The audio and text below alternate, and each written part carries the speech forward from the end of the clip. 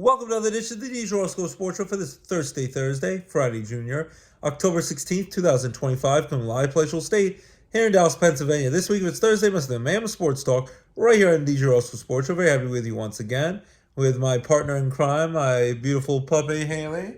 How you doing? Woof, woof, bark, bark. Love you, Haley. And we got a lot of great stuff to talk about today. We got Week 7 of the NFL schedule kicks off tonight, as they're calling it the Icy Hot Bowl, the old man Social Security Bowl between Joe Flacco, who's 40 years old, and will be 41, I think, in January. And then Aaron Rodgers, who's playing great for the Steelers, and they're 4-1 in first place, running away with the division.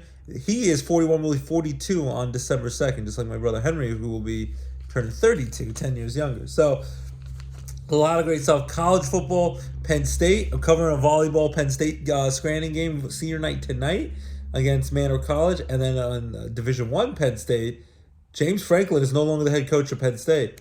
How did this happen? They had winning records almost every single year. They usually would win 10 games, but the biggest complaint was they couldn't win the big games. And they'd go like 10-2, and you'd be like, how is how are they going to get over that hump? So now they lose just about 3 weeks ago. They lose to Oregon, a top-ranked team, a top 10 team, which is understandable. Reasonable conference matchup at home in the whiteout game. They lose in double overtime. Fine. But then they lose to a winless, already fired their coach, Deshaun Foster, at UCLA Bruins on the road to UCLA. Embarrassing after they were over a 25-point favorite to win that game. And then at home last week, they were over a 20-point favorite to beat Northwestern, the Wildcats, at home in Happy Valley in Penn State. He got booed off the field. They kept yelling, fire Franklin. They lose 22-21 with a late touchdown to give up. To make matters worse, Drew Aller, who might be one of the top picks in the NFL draft, their starting quarterback, has a serious ankle injury. He's out for the season, so now they have to go with a backup quarterback. And just like that, then on Sunday, went from the rumors and the chance to fire Franklin, then Pat Kraft, the athletic director of Penn State, lowered the guillotine and fired James Franklin just like that after 12 great years as their head coach. Just earlier this calendar year, he was taking them, won 2 playoff games, got them very close to beating Notre Dame and Marcus Freeman, who might be a rumored hire for Penn State they'd like to go after in this national championship semifinal. Almost wins that game to get to the national championship game against Ohio State. And now, after start off 3-0, but admittedly against some cupcake, easy schools to start the year, almost beats Oregon in the whiteout game, losing double overtime. And now they lose to UCLA and Northwestern in embarrassing fashion in close games they should have easily won, and now he's fired. But he gets a $49 million buyout, so Penn State's going to be paying him some serious cheddar, even though he's, whether he has a head coach job or not, I would think he'll get a head coaching job at some point, whether he wants to take a break to be with his family or get into broadcasting like Nick Saban and some of the other coaches have done in the past. Well, yet to be seen. But yeah, James Franklin is no longer the Penn State head coach, so that's wild. So in college football, Terry Smith is the interim coach for Penn State, used to play at Penn State, has been on the coaching staff at Penn State for a number of years, over a decade. Now Penn State, from 3-0 to 3-3, fired their head coach, and now will have to go on the road, take on a tough Iowa Hawkeyes team with Kirk Ferentz's team. This on Saturday night, 7 o'clock on Peacock only. It'll be only available to stream. And Penn State runs the risk. They might go from being 3-0 and possible national championship favorite. They might not make a bowl game. They're already out of the top 25. They already fired their coach. They still have to play Ohio State later in the year, the reigning national champions, number 1 ranked team in the country. That's probably going to be a loss. And they have to play Indiana, who just beat Oregon, a top 10 school. Indiana's red hot. There's rumors Penn State might go after their head coach at Indiana to try to be their head coach, because they'll probably go outside the Penn State organization unless they can find a marquee alumnus who's not playing anymore, like Connor McGovern and Saquon Barkley, who watches documentary on Amazon Prime. They're great players, but they're currently playing in the NFL. Unless they could find something like that, or an up-and-coming defensive or offensive coordinator, or an assistant coach, or an NFL coach, or former coach who might want to go to college. It'll be interesting what Penn State does, but for now, Terry Smith's their interim coach, and they might not even make a bowl game. So this is wild after everyone thought they were going to probably win a national title. So Penn State takes on Iowa on the road on Saturday at 7 o'clock on Peacock. Notre Dame's on the other end of the spectrum. Hopefully they hold on to their young, great head coach, Marcus Freeman. After losing 2 close games to start the year against Miami and Texas A&M, they've now won 4 in a row. They're 4-2. Just beat NC State last week. And now they will be at home in South Bend, Indiana on Saturday night on NBC, and they will take on the USC Trojans, a big-time rivalry on a West Coast rival. So Notre Dame versus USC this Saturday night. Penn State, who knows what's going to happen with a new young quarterback who's going to take place for Drew Aller, who's out for the year. New head coach, Terry Smith, who's going to take James Franklin's place. Penn State at Iowa this Saturday at 7 p.m. on Peacock. So stay tuned. So that's the college football talk. NFL talk we'll get to in just a second. Basketball, hockey. Basketball preseason games are wrapping up. And then this Tuesday, October 21st, will be opening night in the NBA, and it will be on NBC and Peacock. First time they'll be televised in NBA basketball games besides, of course, the Olympics games with the star NBA players in them since 2002 NBA Finals when the Lakers had the three-peat with Kobe and Shaq over the Nets. They beat that year. So that will be this Tuesday.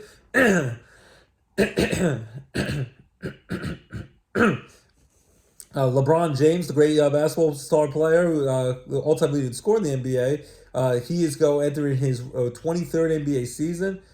Still playing amazing basketball, but he's starting to get beat up with injuries, and he with a sciatica nerve, I assume in his back, he's having some issues. He probably will be out 3 to 4 weeks to start the season out. So no LeBron James, but Luka Doncic will be there. So it's going to be Lakers and versus Golden State Warriors with Jimmy Butler and the great Stephen Curry. My son loves the Stephen Curry sneakers for Under Armour. That will be Tuesday night, 10 o'clock, live game on NBC and Peacock on national television. And then they'll have, I think, Rockets and the defending champion Oklahoma City Thunder at 7 o'clock. So that will start this Tuesday. So NBA regular season will be starting off. I'm hoping my New York Knicks can win it all this year with some of the injuries, with Halliburton out for the season with the Pacers and Jason Tatum probably out for the season with the Boston Celtics. Hopefully, fingers crossed, you don't ever root for injuries, but fingers crossed this could be the next year after they got all the way to the Eastern Conference Finals last year. Everyone thought they were going to win it. Jalen Brunson, the reigning captain of the Knicks, and some of their other great players. Hopefully they'll get the job done, and they'll have a great year with Karl Anthony Towns and company. But yeah, the Knicks hoping for a magical season and break their long title drought since 1973, which is already 52 years ago. So, which is almost as bad as my New York Jets, who have won a title since 1969, 57 years ago, Super Bowl III, and we're about to have Super Bowl 60 this year. So, NBA regular season starts this Tuesday, then it counts for real, no more preseason games. NHL hockey's in full force, and that's been exciting. Sidney Crosby, in a loss to the Ducks the other night, the Anaheim Ducks, he became the 9th all-time leading assist leader in the NHL history. Alex Ovechkin became the all-time NHL goal-scoring leader in NHL history over Wayne Gretzky, is just, I think, 3 goals away from 900 goals. We'll see if he keeps playing. Could he get to 1,000 goals? We'll see for the great Russian superstar Alex Ovechkin. So, hockey back in full force. Rangers take on the Toronto Maple Leafs tonight. Baby Penguins, they won their home opener on Saturday night against the Hartford Wolfpack last Saturday in the WB. Mohegan Sun Arena at Casey Plaza. They also then won on last Sunday on the road against the Lehigh Valley Phantoms, the Flyers AHL affiliate. So, Baby Pens, check them out with Tux and the Penguins. Waddle, the Penguins doing well. NHL's exciting. Hockey, really fun to watch it live. Way better. It doesn't do it justice. Just watch it on TV. Basketball back in full force with the regular season's kicking off this week. Baseball playoffs. The Phillies got knocked out with a horrible throw-in error by their relief pitcher. Couldn't believe it. First time ever a playoff series elimination game got decided by a throw-in error. So the Dodgers knocked off the Phillies in 4 games. I thought the Phillies had a great chance to win it this year. They will keep Rob Thompson be their manager. And if you watch a new episode of Abbott Elementary from last night on Hulu and Disney Plus and ABC, they actually filmed an episode of Abbott Elementary at the Phillies game this summer when Kyle Schwarber, who had a great MVP-like season with his 56 home runs with his 4 home run game. So check that out on Abbott Elementary. So we'll see what happens. But Phillies fell short. Dodgers back in the NLCS, and they have now a 2-0 series lead against Milwaukee Brewers, going back to L.A. La La Land, L.A. Deli, against Milwaukee Brewers, who knocked off the Cubs in Game 5 in Milwaukee, celebrating in honor of the late, great Bob Uecker, their longtime broadcaster, even though you also know him as Harry Doyle from the Major League movies with Charlie Sheen, saying, just a bit outside. Can't believe they held off on those close pitches. And Mr. Belvedere and all that great stuff. So the Brewers knocked off their rival, the Cubs, and Craig Counsell, their former manager. Cubs had a great season. Brewers finished over them. But now the Dodgers are dominating them so far. First two games on the road in Milwaukee. They had Yamamoto in game one, the complete game. One run, gave up a home run to Churio on the first pitch of the game of the Brewers, up 1-0, feeling good. Got to tie the series up? Nope. No, that was in game two. Nope, I should say game two. And he dominates the rest of the game. Complete game, only one run, all 9 innings, dominated all night with his nasty splitter, all his great pitches, and hard fastball. And then Blake Snell in game one dominated. Should have went the distance. He went 8 innings. They almost came back to win that game. The Brewers off their relievers. Sasaki even struggled, who's been doing great in relief. A lot of their pitchers who've been injured a lot of the season, but now have come back just in time with very little tread on the tire. They've had a lot of rest, and now they've been well positioned for the playoffs. So it's worked out for them. You never wish for injury, but it really has helped the Dodgers be ready for another long playoff run. And between Blake Snell and Yamamoto, who dominated. Now game three, I think Tyler Glasnow pitches tonight against Ashby, who's an opener for the Brewers. So who knows how that's going to work in LA. 6 o'clock tonight on TBS and HBO Max and True TV. So again, besides my Yankees in 2004, 21 years ago, no team has ever overcome an 0-3 deficit like the Red Sox, that miracle Red Sox team that broke the curse of the Bambino 86-year title drought against my Yankees. You go down 0-3, like if the Blue Jays would have went down 0-3, like it looked like early in that game to Seattle last night, the series is over. So the Brewers need to win. Dodgers look to get the stranglehold. I think the Dodgers are going back to World Series and going to repeat as World Series champions now. I think the Phillies were the true test once they got past them. And the Toronto Blue Jays in the ALCS, they got off the scrap heap. Lost both games at home, Toronto, to the Seattle Mariners, game 1 and 2. Seattle played great, dominated throughout. You would think they'd retire after that super long 15-inning marathon in Seattle. They won their home elimination game 5 against the Tigers. They survived Tariq Skubal, who dominated as usual, but then they got to the Tigers bullpen and former Yankee Tommy Kahnle. So that was an exciting game Friday night when I was coming back from Tunkhannock from the high school football game I was covering, with Tunkhannock winning their homecoming game against Montrose. My article was in the paper the next day. And then there was still more baseball for like over an hour after I was done writing my article, and I was following the game even when I was driving home from Tunkhannock. So that was a thrill on Friday night, and now Seattle won both games in Toronto, up 2-0, but then last night, go up early 2-0 with Julio Rodriguez's big-time 2-run homer in the first inning. They were up 2-0, but then from then the Blue Jays offense finally woke up, and it's alive, ready for Halloween with Frankenstein. Crushed the Mariners pitching and Kirby, and they ended up winning 13-4. Even though Cal Raleigh hit another home run, 60 home runs in the regular season, going to be challenging Judge for the MVP. His third home run of the postseason, and then you had Julio Rodriguez and Aurelio Rosarena, the former star player from the Tampa Bay Rays in their playoff runs over the years. So the Mariners hit some home runs. It was a lot of home runs. I think 8 home runs in the game total. Slugfest for the Blue Jays win 13-4. So now tonight, game 4, will the Mariners take a stranglehold 3-1 lead? Could end it because games 3, 4, and 5 at home in Seattle. Could they end it tomorrow night in Seattle? Or will the Toronto Blue Jays tie up the series and ensure that they'll, no matter what, go back to game 6 at home in Toronto Canyon, though they've lost both those games there at home. So you have 6 o'clock TBS, HBO Max. If you're streaming, the Dodgers host the Brewers. Must win for the Brewers. Dodgers try to take the stranglehold 3-0 series lead in the NLCS. And in the ALCS, you have at 8 o'clock, 8:30ish around on FS1, you have the Seattle Mariners trying to take a stranglehold dominant 3-1 commanded lead over the Blue Jays, or the Blue Jays try to even up the series at 2 games apiece. So we'll see what happens. Should be fun. Playoffs. Wish the Yankees were still in it, but at least they knocked off the Red Sox in the first round, and Cam Schlittler was the real deal, and Aaron Judge had a great postseason. But I digress. If I had to pick with the teams that are left in this Final Four, I think there's a good chance we're going to have, and I'm hoping this, I don't hate the Toronto Blue Jays, it would be kind of great. They got their comeuppance because they took a lot of great pleasure like they won the World Series, because to them they've been little brothers of the Yankees for a long time. They celebrate with New York, and the Yankees, it said the Yankees win with John Sterling. Vlad Guerrero Jr., who played out of his mind in the series against the Yankees, said, the Yankees lose. Him and Poppy Ortiz on Fox were making fun of the Yankees in front of A-Rod and Jeter, who do the coverage with Kevin Burkhardt. So it would be kind of funny if the Blue Jays got knocked out. Though I would like to see Don Mattingly get a World Series ring. He's one of the Blue Jays coaches under Schneider's staff. But it would also be great for the Mariners, who never been to the World Series, almost 60 years of a franchise, never been to the World Series. This is their first real legit crack they've had in a long time, because they haven't been this far in 24 years when they lost to the Yankees in the 2001 ALCS when Ichiro was a rookie winning the MVP. So it's been a long run, 24 years since they last won division title. My sister Laura was a 6-month-old baby when it happened. I'd be rooting for the Mariners, who Ken Griffey Jr., Jay Buhner, Edgar Martinez, A-Rod, Randy Johnson, who threw out the first pitch last night, and Jay Buhner was there, and Griffey's been there as those iconic legends of the Mariners, great team from the 90s and early 2000s. They never got to the World Series, so the Mariners, this is probably a legit, real chance to get to the World Series. I think they're going to get it done, but the Blue Jays are going to be a tough team to beat. They're a dynamic offense. We'll see the great pitch of the Mariners and an improved offense with Josh Naylor and all those other guys they've added, and Cal Riley and company, and Suarez, the star third baseman, power hitter, everything got for the Diamondbacks.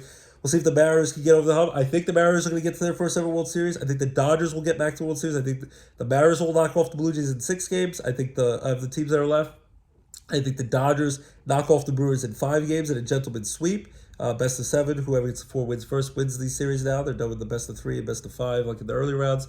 And then I think, I'll be kind of secretly rooting for the Mariners with their first title. I think the Dodgers are going to be the first team to repeat as World Series champions since the Yankees won in 98, 99, and 2000, so 25 years ago. Almost won 4 in a row before they lost at the end with Mariano Rivera blowing the game against Luis Gonzalez and the Diamondbacks in 2001. So after 25 years with no repeat champions since those great Yankee dynasty teams with Jeter and company and Joe Torre, I think the Dodgers are going to get it done. I kept looking for other teams to beat them, and they had a mediocre regular season, but in the playoffs, it's alive. It's alive. They know how to win in the playoffs. Shohei Ohtani, he'll probably be starting game 4 of the mound for the Dodgers. He's had even some struggles in the playoffs offensively, but the other guys have picked up Enrique Hernandez is doing great. Teoscar Hernandez is doing amazing. Max Muncy, now the most home runs in Dodger playoff history. So all the other guys are picking it up. Mookie Betts is always big. Freddie Freeman. So I think the Dodgers beat the Brewers in 5 games, and then I think the Dodgers beat the Mariners in the World Series in 5 games to repeat as defending World Series champions back-to-back years. So that's my playoff pick. So agree, disagree, we'd love to hear from you. Take 2, Gabi, the mold. It is not the tuba. It is that nature. Hasta la vista, baby. C is for cookie. It's good enough for me. Oh, Henley says cookie, so cookie starts with C. So that's playoff baseball. I think Dodgers and Mariners are going to beat the Mariners in the World Series this year. Check out the doubleheader for playoff baseball tonight on Fox and TBS and HBO Max. Talk about the college football with the Penn State, James Franklin fired. We'll see what they do against Iowa. Basketball and hockey coming back. And now we're going to go to week 7 of the NFL schedule. And here we go. 2 teams have bye weeks. The Baltimore Ravens struggling 1-5, but hopefully, for the Ravens' sake, not for Steelers fans, because you hope the Ravens kind of get buried here, they can rebound, and they're 1-5, but Lamar Jackson's missed the last 2 games. They've been awful without him with the hamstring injury. After this bye week, Lamar Jackson hopefully will be back fully healthy. That's the expectation. And they're supposed to have one of the easiest schedules in the second half of the season. So it doesn't look great at 1-5, but they still could come back. And with Lamar Jackson, anything's possible, but he has to stay healthy. So the Ravens are off at 1-5, need to rebound and get healthy. Buffalo Bills are 4-2. They have the week off after starting 4-0, just like the Eagles. They've now lost 2 in a row. Lost to the Patriots on Sunday Night Football in their whiteout game at home Sunday Night Football a week ago, and now they lose on miraculously that Monday Night Football doubleheader. They got dominated by the Atlanta Falcons on the road in Atlanta. So Buffalo, Josh Allen and company, they will have the week off as well. So those are the 2 bye week teams. There's 15 NFL matchups again. Kicks off tonight in the Icy Hot Bowl, the Old Man Bowl. Thursday Night Football, 8:15 p.m. on Amazon Prime Video. We have the Pittsburgh Steelers 4-1 running away with the AFC North Division between Cleveland and Cincinnati with all the quarterback injuries, and the Ravens are all playing horrible. Steelers on the road against the 2-4 Bengals, who started the year 2-0, got off to a fast start, but then lost Joe Burrow for the season. And Jake Browning, who has done well in the past as a backup who's had to be a starter sometimes for the Bengals, has been awful. Joe Flacco came in, did a decent job against the Packers, but they fell short last week. Packers got the win there at home at Lambeau Field. So now it's Steelers at the Bengals. Steelers can't overlook this opponent. And, Joe Flacco is still a solid quarterback, can still sling the ball, throw it pretty well. He's an old man, can't really move around. Neither can really Aaron Rodgers move around too well anymore, but he still has a cannon for an arm when he has time. Steelers' offense has been inconsistent, but they're starting to click. The defense, T.J. Watt and company, and Jalen Ramsey, they got to just keep doing what they're doing. I would hope Mike Tomlin has them on the ball for a division rivalry game, not to overlook this opponent. It's a short week. They just won against the Cleveland Browns 23-9 on Sunday. So 4 days later, they have to go on the road, have to be at home in Pittsburgh, go on the road, not a long trip, go to play the Cincinnati Bengals, who everyone's expecting the Steelers to win. But with Joe Flacco, you never know. Bengals, I think, will keep the game close for a while, but I think in the end, the Steelers win. Closer than it should be. I'll go with 26-23, Steelers over the Bengals on a Boswell field goal, but the Steelers really should be winning by a lot more than that. Steelers improved to 5-1, Bengals fall to 2-5. Sunday, October 19th, we start off with another international London game, 9:30 a.m. on NFL Network only. The Rams 4-2 at the 4-2 Jacksonville Jaguars. Jaguars seem to always play a game, one of their home games in London every year, so they're more used to this than the Rams. I think that actually will come in their favor in this situation. I could be wrong about that, but I'm going to go with the Jaguars here. The Rams, always with Sean McVay, the offensive genius coach of the Rams, and Matthew Stafford when he's healthy, and Puka's played great and might break the record, all the wide receiver yards and receiving catches this year. But the Jaguars are used to this kind of travel. The Rams actually stayed on the road and were practicing after they beat the Baltimore Ravens last week, and they were practicing at the Baltimore Orioles at Camden Yards Stadium, their football drills, rather than go all the way back home to LA and then travel all the way to London. Where Jacksonville has this down pat, this is like a home away from home game. It'll be a close game. I think if all things were equal, I would go with the Rams. I think they're the better team, but I think Trevor Lawrence has been improved. Travis Hunter, the Jaguars' offense has improved under their new offensive-minded coach. I think the Jaguars win this game. I'll go 27-24 Jaguars over the Rams, so I think it'll be a close one in London. We have 6 early 1 p.m. games. The first one is Saints at the Bears on Fox. The Bears got a nice comeback win on a walk-off field goal over the Washington Commanders, even with a healthy Jaden Daniels. Now the Bears at home against a crappy Saints team. I expect the Bears to beat the Saints pretty easily. The Saints, they're trying their best, but the Bears are starting to click a little bit on offense. Still don't have full faith in Caleb Williams, but with their young offensive-minded head coach Ben Johnson, former offensive coordinator of the Lions, I start to have more faith that he can maybe turn around and prove that he can be a decent NFL quarterback, being a former number 1 draft pick last year. So I'm going to go with the Bears at home over the Saints. The Bears, they'll crush the Saints 27-13. And then we also have 1 o'clock on CBS. The Dolphins 1-5. Their head coach might be fired very soon. Probably won't survive the season. At the Cleveland Browns, who also their head coach Kevin Stefanski might not survive the season. 1 o'clock on CBS. Browns, not a good team. Dylan Gabriel right now is the starter. Joe Flacco's traded to the Bengals. Shedeur Sanders, Deion Sanders might as well let his son play, but he's the backup at the moment. I think if the Dolphins can't beat the Browns, then it's really pathetic, but you never know. I don't think the Dolphins are going to be good this year. Tua's struggling. You already lost Tyreek Hill for the rest of the season, blew out his leg on Monday Night Football against the Jets a couple weeks ago in a gruesome injury. I think, though, the Dolphins beat the Browns here in an ugly game. I'll go with 23-16, Miami over the Browns on the road. Then 1 o'clock, Raiders at the Chiefs on CBS throughout the record books because they always play each other tough. Fierce AFC West rival. Max Crosby usually chasing Pat Mahomes running for his life. The offensive line better protect him, and Travis Kelce and company better be on top of the game, or I should say Mr. Taylor Swift, with her new album coming out and all that great stuff. And then, of course, you have Travis Kelce's new Travis Kelce, Jason Kelce's new In the Heights, New Heights podcast each and every week. So the Chiefs need to focus. They are starting to play a little bit better. They were able to beat the Lions at home in Kansas City to even up the record 3-3 on Sunday Night Football. I thought the Lions were going to win that game, but Kansas City won that game. So let's see. I think Kansas City should win this game, get back over 500 to 4-3.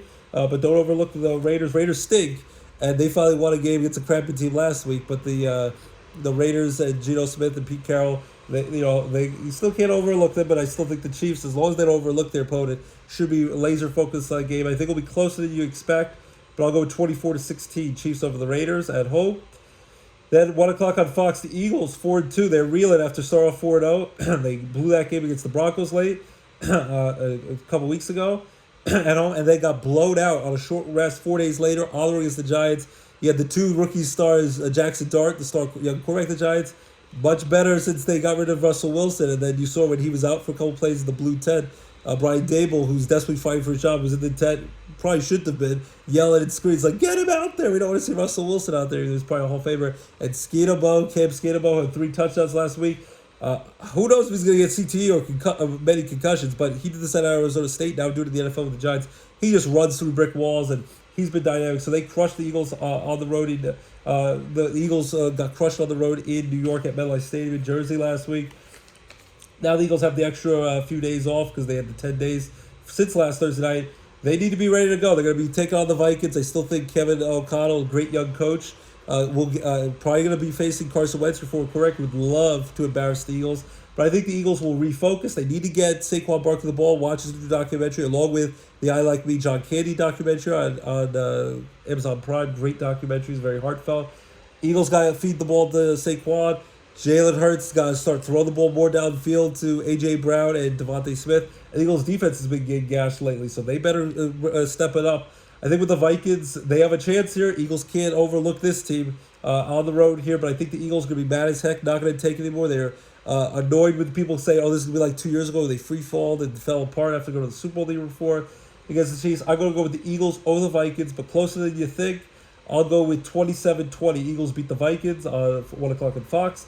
Then 1 o'clock on Fox, the Panthers at the Jets. Panthers play a little bit better of late. They even upset the Cowboys last week. Cowboys and Skip Bayless, their diehard fan, got embarrassed. But I'm going to go with the Jets. I know I'm drinking the Kool-Aid. I said I would never pick the Jets this year. I'm drinking the Kool-Aid at least one more time. Jets, Jets. My Jets lost a heartbreaker 13-11 in England against the Broncos last week. The defense played well. The offense did not play well. Justin Fields did not throw the ball well with much conviction, with much confidence. And the Jets lose another game they could have won instead of kicking the very long field goal with Nick Folk. They ended up going for a fourth down, got stopped. So the Jets, I'm going to say they'll find a way to win at MetLife Stadium. They can't be winless forever, can they? Well, maybe they'll get to know what to make in the NFL draft. I told my son if they have the worst team in the NFL, but they'll find a way to screw that up. They're just cursed. I think Joe Davis might have sold his soul to the devil when they won that Super Bowl 57 years ago, and they'll never make it back. But at least we got the one Super Bowl. Great teams like the Buffalo Bills have been to the Super Bowl 4 years in a row in the 90s, have never won it. So I guess we should be happy about that. Lions had never won a Super Bowl. The Cleveland Browns had never won a Super Bowl. But I think the Jets, last winless team in the NFL, for Aaron Glenn's sake, they need to win a game. Because if they go winless, even after just 1 year, all the high hopes, I think he'll probably get fired. But I said the Jets beat the Panthers. I hope I'm right about this. At home, I'll go with 23-20 Jets over the Panthers. Hallelujah, hallelujah. It'd be nice for them to get a win, but it probably would hurt their draft position. So it's a catch-22. Also, the last of the 1 o'clock early games, the Patriots now first place in the division. They have the tiebreaker over the Bills, both 4-2. After the Bills have lost 2 in a row, and then the Patriots beat the Bills head-to-head, they'll still get to play each other late in the season one more time. Patriots should easily get to 5-2 and stay first place in the division. First time they've been in first place in 4 years.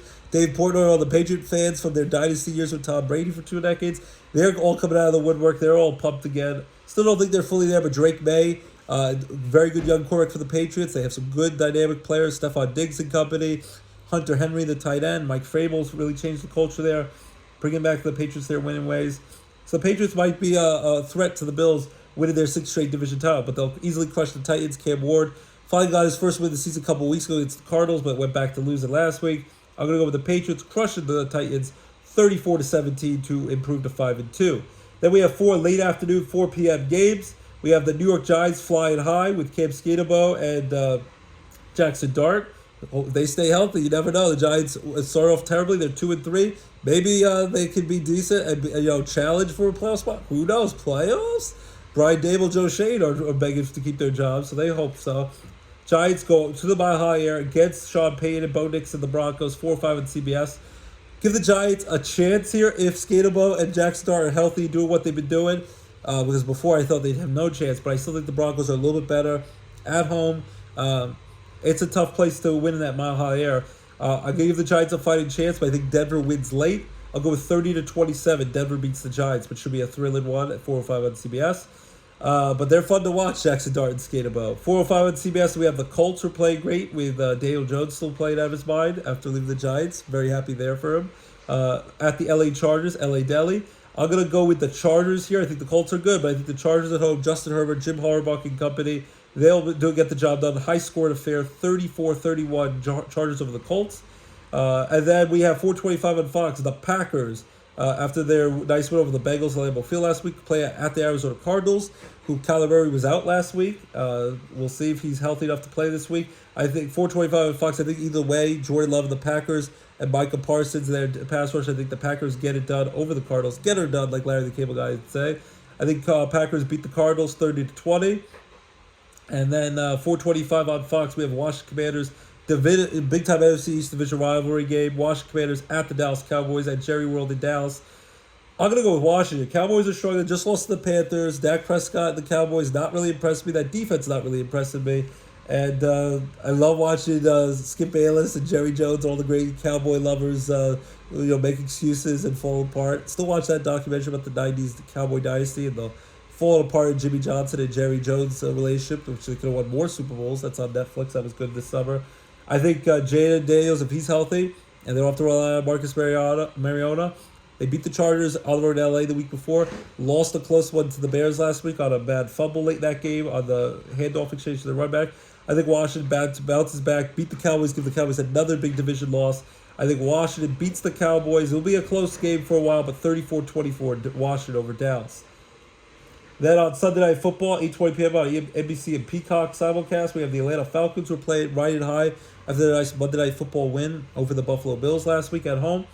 Michael Penix Jr. is playing well. And who knows, at the trade deadline, Russell Wilson might be available. Kirk Cousins, the high-paid backup quarterback for the Falcons, he might be available. We'll see what happens. Maybe even Deion Sanders might be available for Browns, so give him a chance. But the Falcons at the 49ers.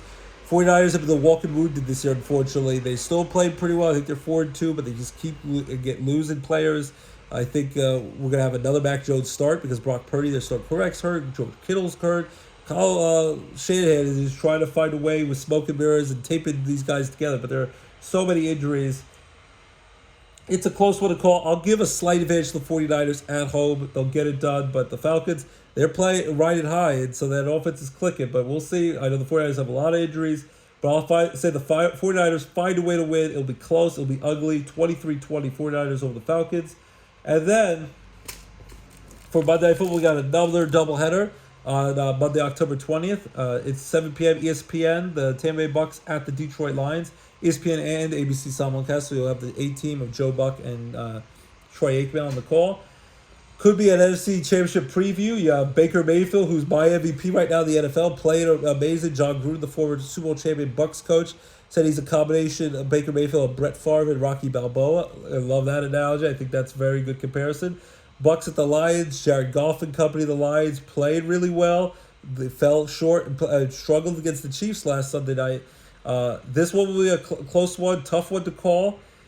I'm going to go with the Lions here. I think if the game was in Tampa, I'd go with the Bucks. I think Baker Mayfield still gives the Bucks a fighting chance, but I think the Lions are still the more complete team. At home in Detroit with the home field advantage, I give the Lions a little bit of advantage as long as Dan Campbell doesn't make too many stupid fourth down calls where he goes for it all the time, instead of kicking field goals, goes for broke. Lions over the Bucks, 37-34, a high-scored shootout. Should be a great game of the week. Then 10 p.m. on ESPN, so they're not going to be at the same time. Like when they're only an hour apart, there'll be an East Coast and a West Coast true doubleheader Monday Night Football.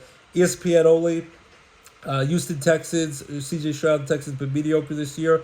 At the Seattle Seahawks, who've been playing very well for the most part this year. First year starting quarterback after having a great year with the Vikings and struggling with the Jets before that. Sam Darnold and the Seahawks are getting it done. I think the Seahawks are their 12th man at home in Seattle.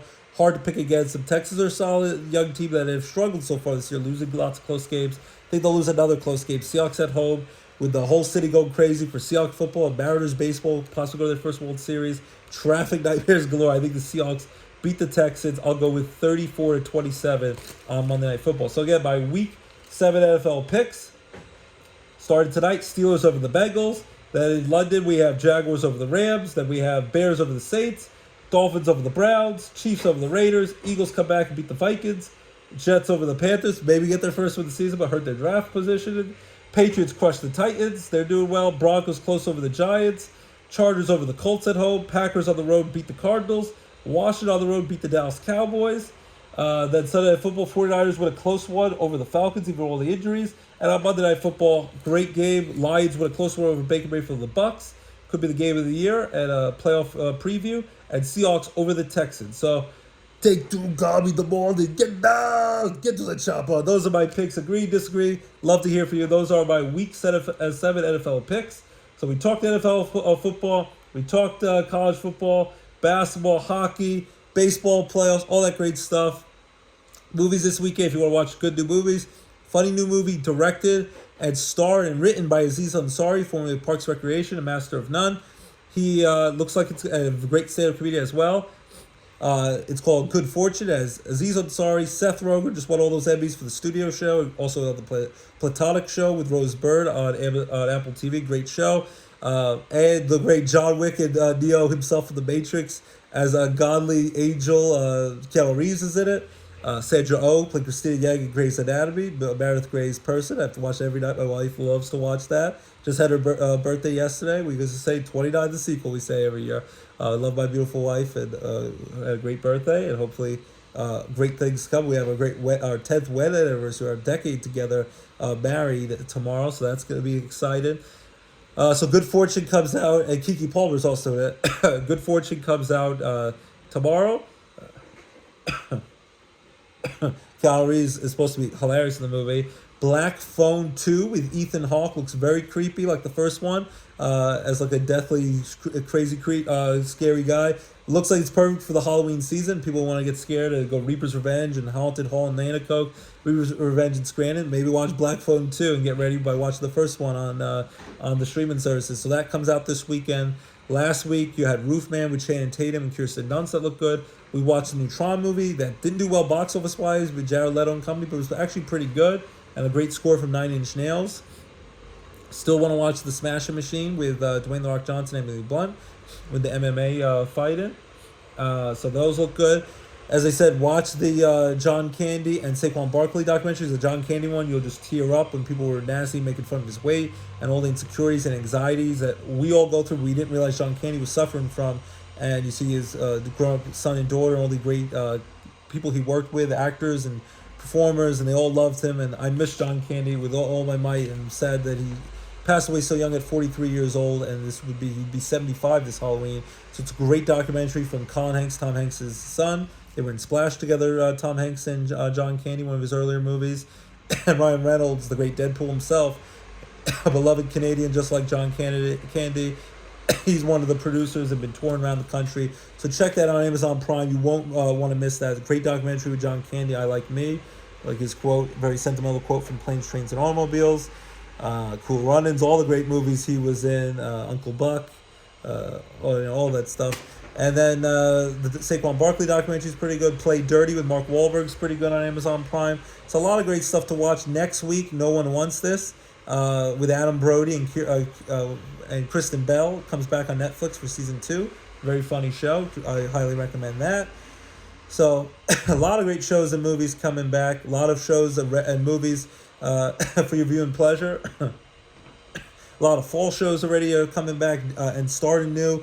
DMV is a funny new show on CBS and Paramount Plus. Last season, The Neighborhood started up. Tonight, you have Ghosts for another season and George and Mandy's First Marriage, the second season. So a lot of Grey's Anatomy and Wife show came back last week. I think tonight's their 450th episode. So a lot of the fall shows coming back are brand new shows. A lot of great stuff to watch. So just enjoy all the fun entertainment. Even Tim Robinson has a crazy fun show called The Chair Company. And he had the crazy funny movie with him and Paul Rudd this summer, Friendship. So if you like his wacky sense of humor, that's Sunday nights on HBO. So a lot of shows and movies to enjoy. But definitely watch that John Candy documentary. You won't want to miss it. Tulsa King's Gray on Paramount Plus every Sunday. Saturday Night Live new season. You've had Bad Bunny, the halftime Super Bowl performer this year. He hosted week 1. You had Amy Poehler last week, and she had Tina Fey and Seth Meyers reunited last week. And then you have this week, you have Sabrina Carpenter as a dual threat as the host and the music act on the musical guest on Saturday Night Live. So check that out on Saturday night. So there's a lot of great shows and movies to watch. South Park is doing crazy stuff with they start up a new season 5 episodes in after a few episodes off. That was crazy. Abbott Elementary, shifting gears, all that great stuff. Enjoy all the great TV and movies up ahead. But again, watch the John Candy documentary. You won't have a dry eye, but you also laugh your head off because he was so great and legendary. So we'll sing a great song for my beautiful wife, our wedding song, from Zach Brown Band, her favorite band. You Make Loving You Easy, because you do, sugar. I love you with all my heart. Happy birthday yesterday. Happy 10th wedding anniversary. A decade of putting up with me and rolling your eyes and pretending to laugh at my silly jokes. I'm going to sing a song with my beautiful wife, Abby. You make loving you easy. You make loving you all I want to do. Every little smile, Haley says it. Every single touch reminds me just how much it makes loving you easy. I sing it again. She said, please don't. Easy. Love you, sugar. Love you, Abby. With all my heart. Happy birthday. Happy 10th wedding anniversary tomorrow. And to at least 1,000 more. I love you to infinity and beyond. I know that's corny to say, but that's why I like Buzz Lightyear in Toy Story. Love you, sugar. I love my beautiful daughter, Lorelai. I love my handsome son, LJ.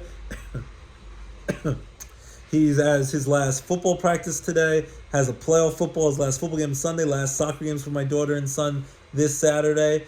So I'm so proud of them, doing a great job, and I love them with all my heart. And they're so excited for Halloween. I'm gonna be Deadpool. He's gonna be Wolverine, my son, and then my daughter is gonna be Stitch. My wife's gonna be Lilo. So that's exciting for Halloween trick or treating, and we're just very pumped. Though, very excited. They've done a great job with their football and soccer seasons and going to school and all that stuff.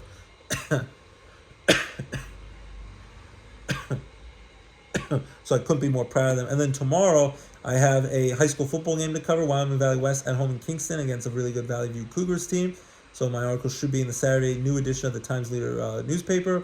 If you could check it out, I appreciate that. And also I'll be covering Penn State Scranton if you want to say hello in Dunmore tonight, and their senior night volleyball game tonight 7 against Manor College at home in Dunmore at Penn State Scranton. I want to also say a quick condolences, R.I.P. to rest in peace, the great funny actress Diane Keaton, 79 years young. They said she died of pneumonia. Last Saturday, I was very surprised by that. She still seemed very young and energetic and so funny and quirky with her style from those Annie Hall days with Woody Allen, and such an amazing actress. My mother loved her. We loved to watch her in The Father of the Bride and Father of the Bride 2 with Steve Martin and Martin Short, and Annie Hall is a classic with Woody Allen, and so many other great movies. And then even recently, she was in the 80 for Brady movie with Rita Moreno and Jane Fonda and Lily Tomlin, and my mom laughed hysterically at that. So she'll be greatly missed. 79 years young, would have been 80 in January in 3 months. I send our condolences to the late, great Diane Keaton. And also on that matter, before we wrap up the show, I want to sing my heart out. Condolences go to my stepfather, Mikhail Lidvak. He lost unexpectedly his mother yesterday. If you saw in the news, there was a horrible tragedy in Brooklyn, New York, where allegedly an elderly gentleman, I don't know if he had a medical episode, he backed in the 3 pedestrians on the sidewalk in Brooklyn, New York by Coney Island, and she was one of my grandmas growing up. So it's a tough one. It's sad. We had not been close for a while, but as kids, we were close. And she was always, my Russian grandma. She cooked us tasty blintzes, and blueberry blintzes are very tasty stuff. And we watched a lot of Russian TV with her. And it's also sometimes married children, her and her husband, with Al Bundy and Peg Bundy saying like very bad, inappropriate things when I was a kid. But I remember some of the good things. And we call her Grandma Clara. She passed away. She would have been 90 years old tomorrow on our wedding anniversary. Was turned 80 on our wedding 10 years ago. So 2 days before her 90th birthday, which would have been a nice celebration, she passed away in this horrible tragedy. We don't know anything about it, but my parents got this horrible phone call from New York detectives yesterday. No one wants that phone call. No one deserves to ever get a call like that. It's a horrible tragedy and very sad. For the people who are still in the hospital from the accident, I wish them a speedy recovery and everyone be well. But it's very sad news, and I think there's going to be a funeral coming up this weekend. We're going to be at in New York. And my heart goes out to my entire family, but especially and Henry and my brother Henry and Laura, my sister, because that's their biological grandma that they've known their whole lives. And then to Mike, my stepdad, who's been my father pretty much my whole life, good and bad times, done a lot of good things for me as well over the years, even when we've had our disagreements. Loved him, and my heart goes out to him because he lost his mother, who we were there when he lost his father 12 years ago to cancer, but his mother and him were very close. There was a very powerful love and connection between them, and he was her caregiver towards the end, along with the health aides, would spend the nights and nights to take care of his mother, beloved mother, and she passed away in a horrible, tragic accident yesterday in New York. So my heart goes out to you, and I love you more than words could say, and it's a tragedy, and I would know that we're there for you, and we love you very much, Mike. And rest in peace to Clara, Grandma Clara, who passed away right before her 90th birthday. So on that note, have a great weekend. Hold each other close. We are a lot more alike than we are different. Let's embrace the differences. Let's be together. Let's be close. Hold your loved ones tight, because nothing is guaranteed. Don't ever take a moment for granted, because nothing in this life is guaranteed. We don't know from one moment to the next what will happen. So love each other and continue to love each other. Be there for your loved ones and be there for you. That's the lesson I learned from this horrible tragedy. Love you guys each and every week for tuning in to DJ Roscoe Sports Show, your home for all your favorite sports and entertainment talk. Love my beautiful family, and I love everyone. And again, let's just hold your loved ones close and enjoy the weekend together, and enjoy all the football, college, NFL, basketball, hockey, baseball playoffs, movies, shows, John Candy documentary. Enjoy it all together. But more than anything, enjoy each other and be one and be close and love each other. Have a great weekend. We'll keep it locked. DJ Roscoe Sports Show, your home for all your favorite sports and entertainment talk. Right here, DJ Roscoe Sports Show. We'll see you next weekend, and take care, everyone. Bye-bye.